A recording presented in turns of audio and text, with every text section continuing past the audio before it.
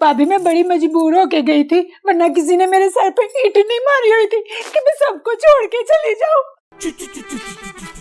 मैं जानती हूँ, मुझे सब पता है। सबको पता है कि मेरा लालची कमीना बंदा मुझे छोड़ के चला गया। भाइयों को चाहिए था मुझसे प्यार करते, मेरा ख्याल रखते, पर कितना किसी ने मुझे जुत्ती पे भी नहीं लिखा।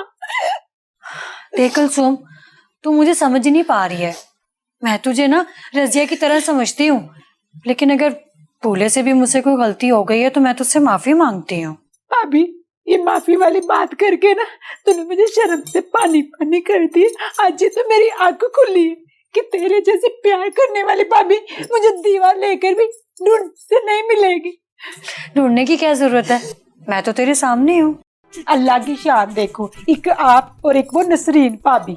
वो कहते हैं ना, जैसे कि दिखने में तो खरबूजे एक जैसी होते हैं, पर एक मीठा और एक फिक्का होता है।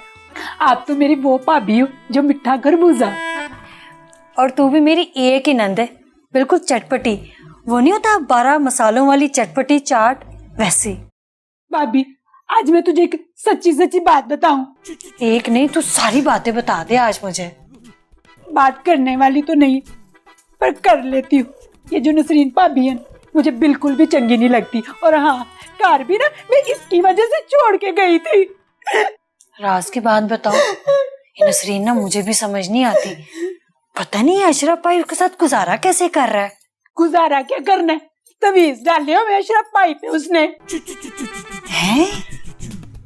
अच्छा, अशरफ भाई ना बड़ा गुस्से वाला है, पर मुझे समझ नहीं आती ये नसरीन भाभी के सामने क्यों भीगी बिल्ली बन के बैठा रहता है। मुझे तो ना बड़ा ही दुख होता है। मेरे अब्बा का कितना नाम है और उसके पुत्रों को देखो, बुढ़ियों के थल्ले लगे हुए हैं।